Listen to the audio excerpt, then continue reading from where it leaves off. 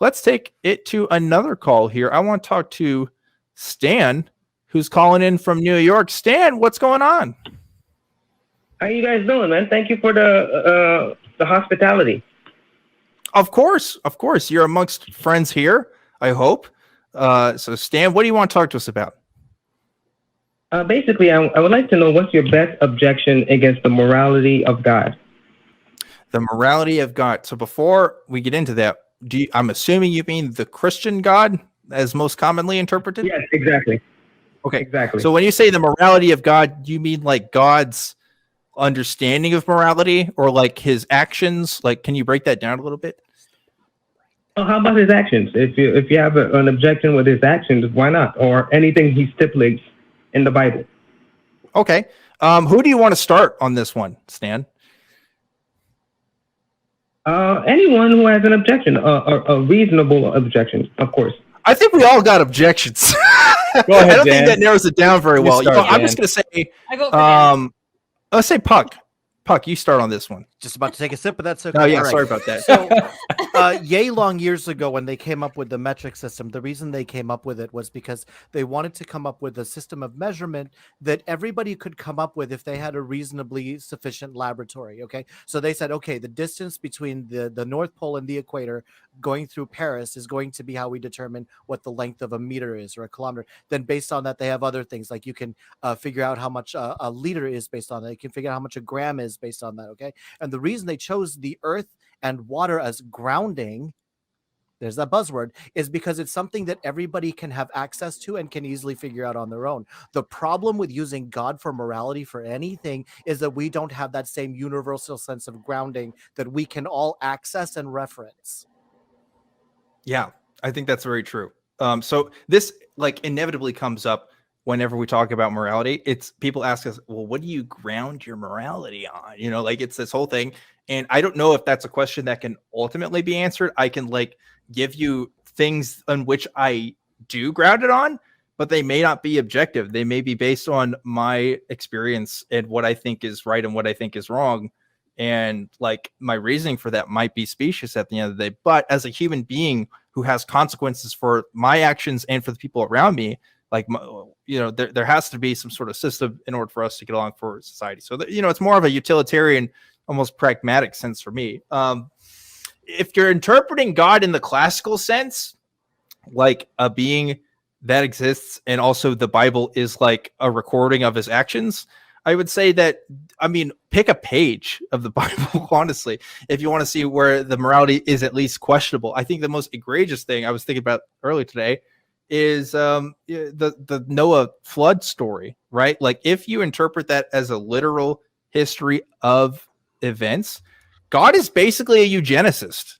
He's basically saying there are some human beings who aren't worthy of life and should die, and only my chosen people should be given life and be able to live. That's pretty messed up. Like, yeah, first of all, saying that you're a chosen, the Jewish claim to saying that they're God's chosen people sounds weird outside of the Jewish context. Like if I say I'm one of God's chosen people, that should give you red flags just in a normal sense, but also just like to think that you have this supreme relationship with the Almighty and therefore your actions are justified through that relationship.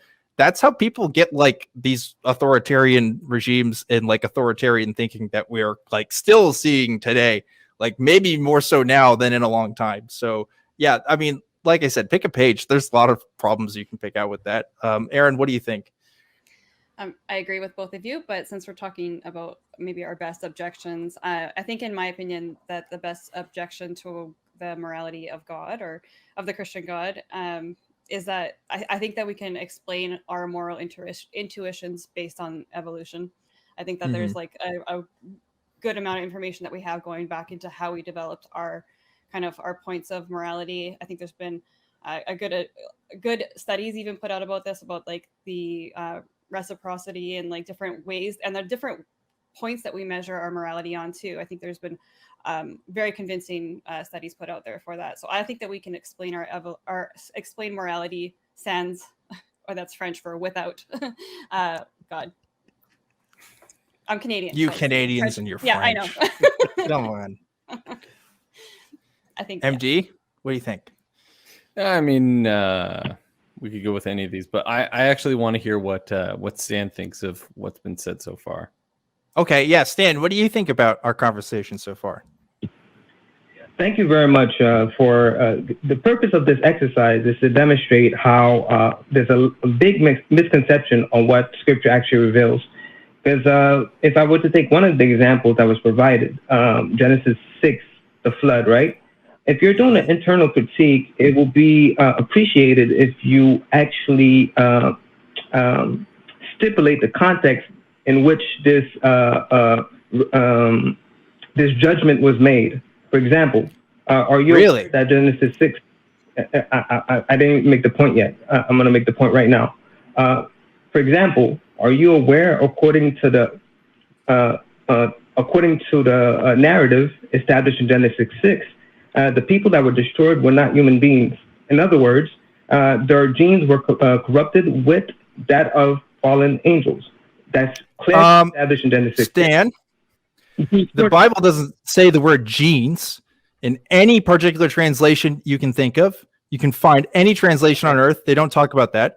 They do talk about human beings intermingling with giants, right? Angels there. But what does that not Stan? What the hell do you need context for mass murdering people?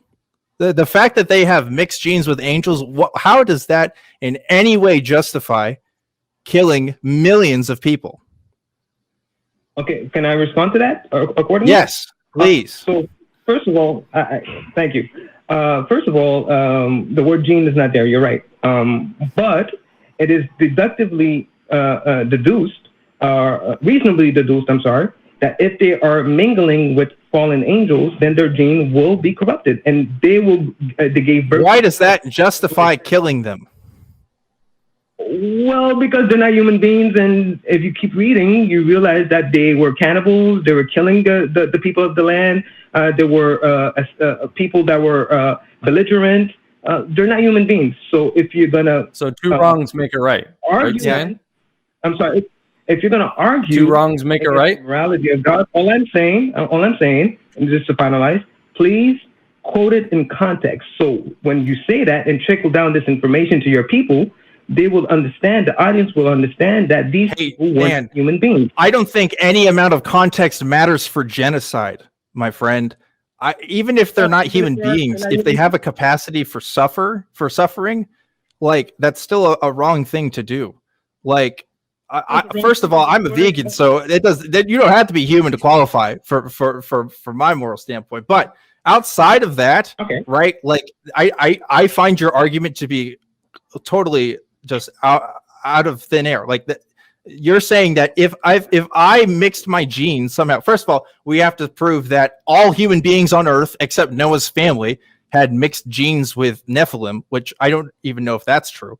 But even if that was true, you're saying those people are worthy of death just for existing. Like that is what you are claiming here. Do you realize that? First of all, okay, again, internal critique. If you're going to do an internal critique, you will have to appeal to the context which stipulates that this was not part of God's plan, first of all. They created beings that were thinking evil and doing evil 24/7. That's clearly stipulated in Genesis 6.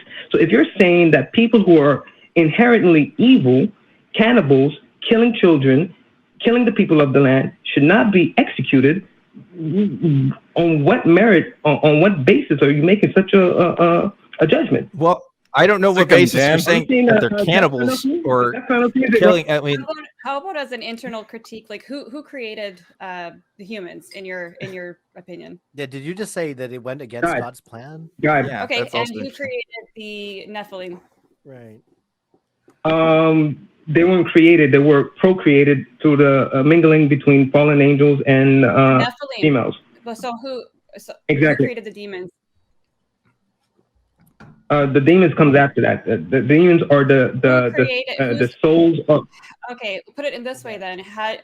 But for God's, in internal critique, but for the creation done by God, would any of these beings exist? the reason what these beings or these people existed is because of disobedience, not because of the creation of God. I'm not talking about that. No, I'm talking about this altered DNA or these bad genes that you're talking about. Hey, let's try a different tack. Yeah. Stan, does anything happen that's not part of God's plan? Yeah, that's what I was getting to. Yes. A lot of things happened that was not part of God's plan. Okay, so he's not all powerful then. No, he's all powerful, right? But he exercised his will. He exercised his will to not exercise his will every single time.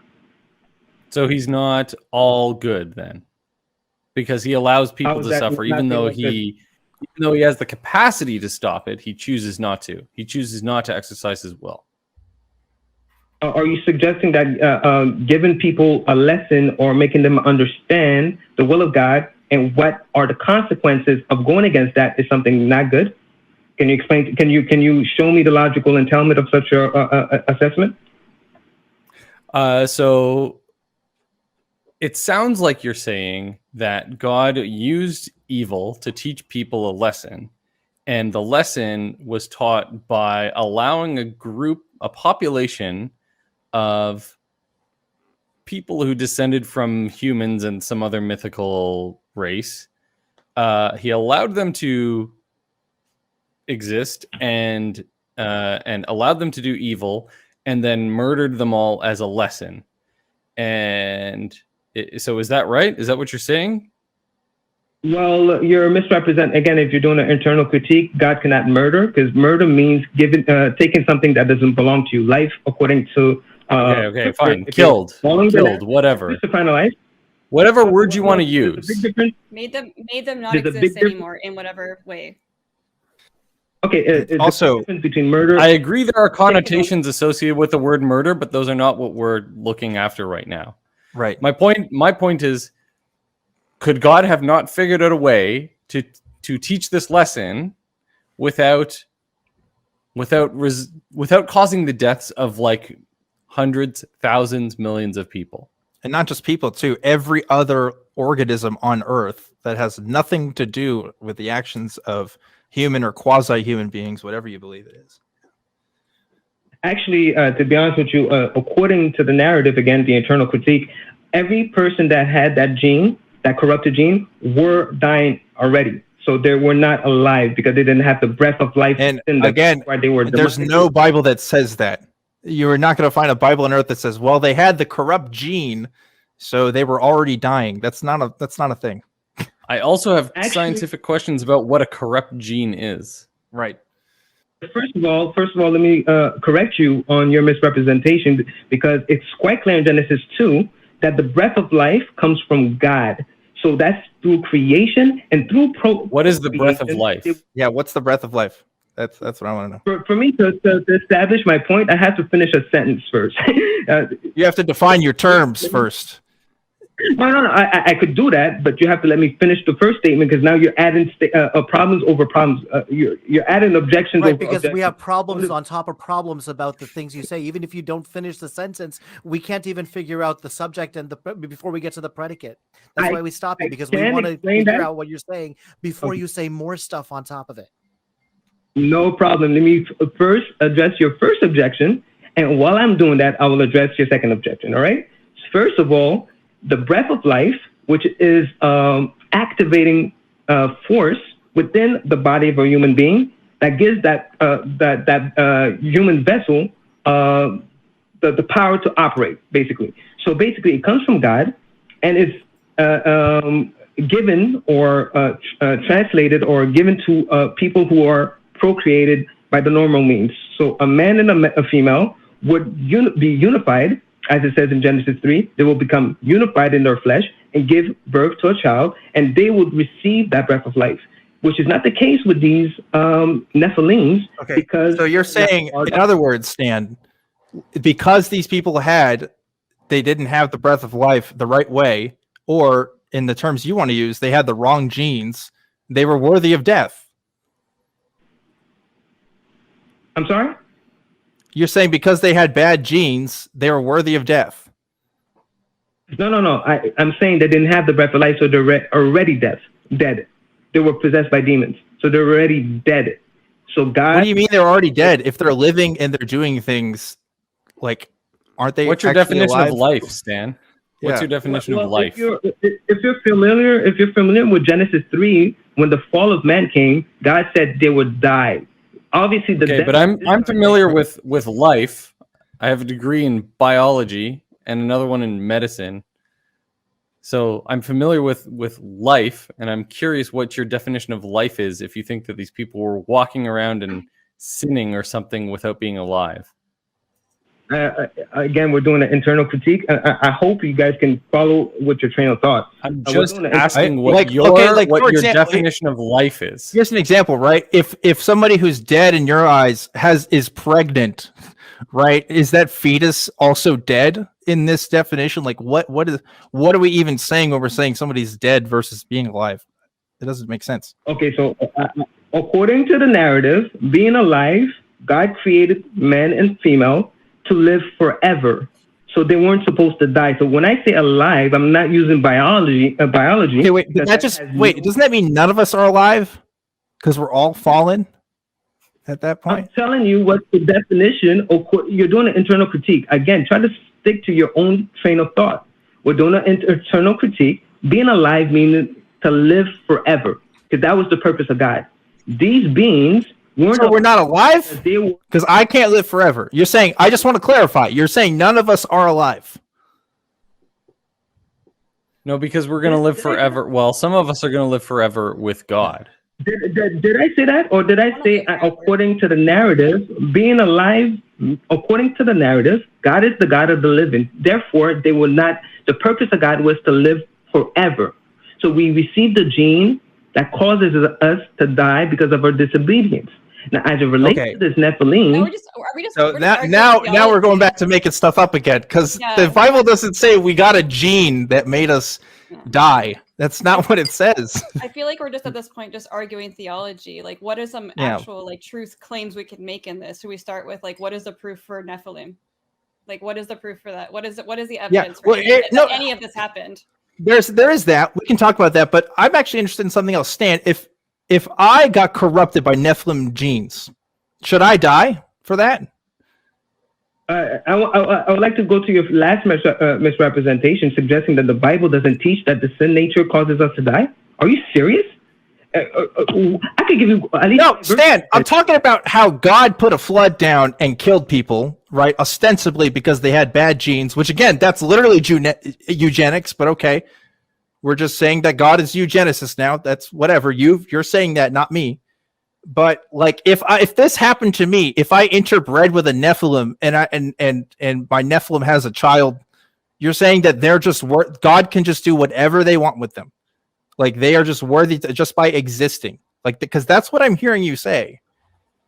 I'm gonna clarify, because you're all over the place. If you had sex with a monkey, you, the monkey, and the child deserve to die. Yes. Okay. That's my position. And that's justify that. What are the chances of that? That's not how having children works, but cool. Again, are we doing an internal critique, or are we all over the place? Okay, so but Stan, if you do an internal critique, then you can't be appealing to these concepts that don't appear outside of the text, right? Like this idea of genes. Like you're saying, like, oh, we'll do an internal critique, but then you're saying, oh, they have these Nephilim genes or these corrupt genes. Like there's nothing in the Bible about genes. So if you want to do an internal critique, do an internal critique. 6:6 says they had children from fallen angels. That is an internal. What does that tell you? What does that mean? That tells you that they have different genes. Are you saying that having a child with a fallen angel? Does it say that? I'm saying people can't have children with fallen angels, but I do not know what the genetic makeup of a fallen angel is. I heard they're hot. Are you acting as if you don't understand? According to the narrative in Scripture, if you have a child with a fallen angel, whatever. First of all, Stan, let me tell you, we're not acting. We do not understand. Right. This is not right. Stan, how do you know what the genetic makeup of a fallen angel is? Did you do a genetic analysis on a fallen angel to know that they have different genes than we do? Okay, so I just want to make it clear for the audience listening to you. Are you suggesting that a child being born from a mother and a father is the same thing as a child being born from a fallen angel? Is that where I don't know what a fallen angel is. Yeah, how do we? No, we're doing an internal critique. You're all over the Buddy, place. I don't Dan, know what a fallen angel is. We don't know what a fallen angel is. It could in an be- internal it could- critique. It We doesn't don't say get much it. about what Honestly- a fallen angel is. Honestly, for all we know, they could be referring to another race of people on the planet, of humans, right? That are just different, and they think that they're somehow corrupted by these genes or whatever, right? It's true. And we have Like lots you of don't evidence know for, what like, they meant xenophobia. by Yeah. exactly. We have lots Exactly, more evidence Erin. that people were afraid of other people from other cultures and tribes and colors in the ancient history books. We have lots more evidence for that. So until you tell us what you mean and what you think the Bible means by Nephilim or whatever, fallen angels, then we're not going to be able to answer your question because we don't know what you're talking about. And to finish a statement, you'll get a better understanding. First of all, I want to make it clear. You're trying to say having a child from a mother and a father is analogous to having a child with a fallen angel, whatever that means. That shows how desperate you are. Second of all, This is like the third time you've said that, and none of us have said that. Why do you keep saying that we're saying that? Let me do an internal critique here, Stan. You're making things up, not only about what the Bible says, but also about what we're saying, okay? The Bible doesn't talk about genetics. It doesn't make a genetic excuse for why these people are wrong. It just talks about how everybody's just vaguely corrupt in some random sense, and that's the justification for killing people because, I don't know, that's what the story says. But as far as we know, it's just a story. As both Puck and Erin have pointed out, we don't even know that the story is true, let alone whether or not any of this actually maps to reality. And I got news for you, Stan. Two humans do not produce genetically identical offspring. Okay, we reproduce sexually, not asexually, which means that our offspring are genetically different from us by definition. Yeah. It's true. It's true. And I don't think people should die because they have different genetics. That seems a little sus. Are you guys muting me, or do I get a chance? No, Stan. I should mute you, but you haven't. You're not muted so far. So, quick statement and address, because you said I misrepresented you. First of all, absolutely yes. Okay, no, I didn't even make a statement. Absolutely yes. Can I finish a statement? Are you afraid of something? You just stated. I'm afraid that you're going to lie again and say that we're saying things that we don't actually say. Yes. Because so far that's happened multiple times. Okay, so let me do it again, and then you could tell me if I misrepresented you. Aren't you? Okay, we'll just repeat ourselves, but sure. Okay. Can I make a statement now? Go ahead. You're the one. Mike's yours. Wow. You seem to have some problem. Okay, so you're the one suggesting. Problem, Stan. Like, it seems like we're not really going anywhere. Like, hang on. So there's a delay. There's a delay. Yeah, there is a delay. Stan, go say your piece. Yeah, go for it. Okay, thank you. I appreciate the hospitality once again. You're the one who stated that having a child with a fallen angel, whatever that means, No, that's what we're saying, Stan. We never said this. No, doesn't incur a change in the genes. That's what you're inferring. That is sad. What we're inferring is that that reproducing sexually with literally anyone as a human incurs a change in genes. Unless you're having a genetically identical offspring, reproducing asexually, you're incurring a genetic change in your offspring. Analogous to the narrative in scripture that says fallen angels. Are you saying that that's analogous to the example established in scripture? That's first of all. Second of all, you stated that there's no explanation of what it actually entails to have a genetic deformation. I told you that they were thinking evil day and night. We never said the word genetic deformation. Hold the phone. What is happening? I don't know what a genetic deformation is. Stan, I'm going to let this call go because I don't think we're going anywhere with this man. I figured out how Erin did her tattoo. That's good. Yeah, we made some progress. Look, Stan, this could be interesting. But I want you to, like, if you call in later when I'm hosting 1 week, we can talk about this. But I want you to clarify some of your terms before you do, so we can have a more productive conversation. yeah, absolutely. I'm glad that we brought this specific story up because it brings in a lot of background information that we could not specifically analyze in a single conversation. One being the fact that, is this story even real? The four of us would say, no, it's not. But given the premise that it is real, we do have to figure out, what do we mean when we're talking about this? Are we talking about, are fallen angels a thing? What does that mean? If they have the capacity to interbreed with humans? And again, my question, I think, still wasn't answered, which I tried to press again and again. Does the fact of their existence justify their killing? Because that is what the narrative says. And yeah, it does say that actions were done by these people. But again, people pregnant with children who have yet to be born were also dead in that, as well as children, as well as families of people, right? This isn't a society full of adults. Like, there has to be kids in there. That, like, you know, it doesn't make sense. And I brought it up as an example of not a great morality tale, because it's not. If human beings justified their decisions based on the decision making that God did, we would literally have people like Hitler. Like, that is not just bringing up In Hitler fact, we because did. it's bad. It's literally Hitler. It's literally saying these people are not genetically qualified to exist. Like, that's fucked up beyond belief. And I don't want to live in a society that says that. So anyway, that's my points on that. Clockwise, Erin, any points on this? No. Tell me MD? what an Nephilim is. Yeah. Like, just, we can't get anywhere really, I think, with it unless we talk about what the heck you're talking about. Like, so yeah. Good points made by everybody, I think. Yeah. Anybody else want to comment before we move on here? No, just if God has a moral position, he's welcome to call in the show and That's talk true. just like anybody else is. That's a great thing to end it on, Puck. I would love to hear from the man himself, the big man upstairs. If he's got a line, we've got a number.